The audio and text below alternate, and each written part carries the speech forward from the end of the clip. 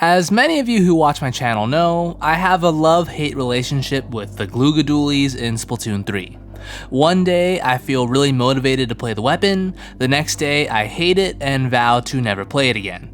Recently I got the weapon to 5-star freshness, which required me to play it a lot.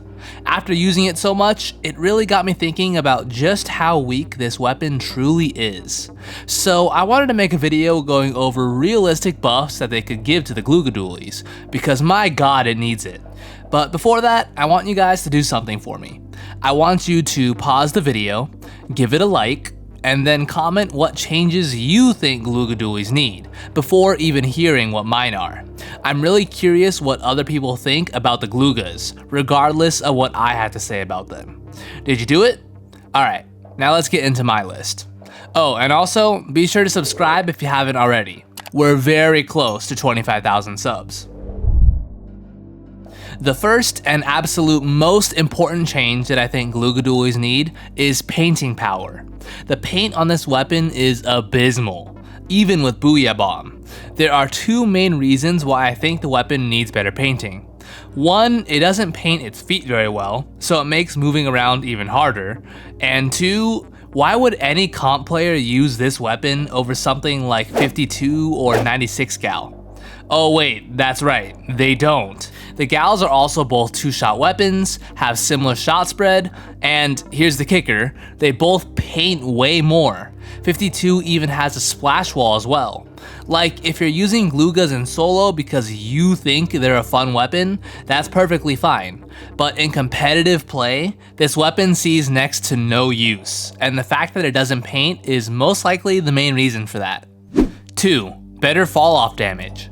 When it comes to buffing the Gloogas, I actually don't see too many people talk about this, but it really is a massive issue for the weapon. When you hit someone at max range, the damage falls off so bad. It can get to the point where it takes 4 or 5 shots to kill an opponent, in turret mode. It was like this in Splatoon 2 as well, but in that game, you could run main power up to increase the damage a bit.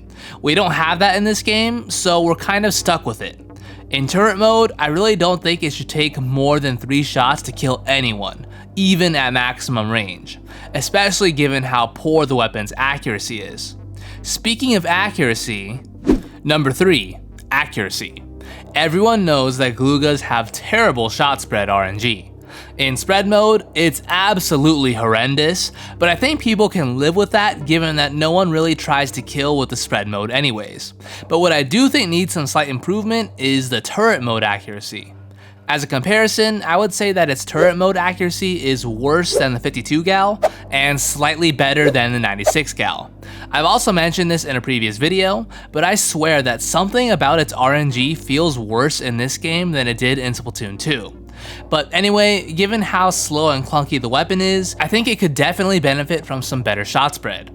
Not saying it needs to be like the 52 gal, although to be honest, even if it was, I don't think it would be broken, but just a slight improvement. Number 4. The last thing I want to talk about sort of goes back to the weapon's damage. You know how in recent patches, they buffed weapons like Dynamo and Nautilus to basically give them their MPU effect from Splatoon 2? Well, this might be a long shot, but I think it would be super helpful if they actually did that with Gloogas. Back in Splatoon 2, if you ran enough main power up, you could actually buff the damage enough on the weapon to be able to kill someone with just 1 spread mode shot and 1 turret mode shot. Given the current state of Gloogas, I don't think giving it this effect for free would really be all that broken. It would still be a much slower kill time than its fellow gal counterparts, and I think it could allow the weapon to make some more risky plays. So do the Glooga Dualies need all of these buffs in order to be good? I don't think so, but it definitely needs 1 or 2 of them at least. It's sad because the vanilla Gloogas have arguably the best kit that they could possibly have, yet the weapon still struggles to be relevant. That's how you know a weapon is in need of a buff. But what do you all think? Do you agree with my buff ideas, or do you have something else in mind? Let me know down below, and also be sure to like and subscribe. I'll see you all next time.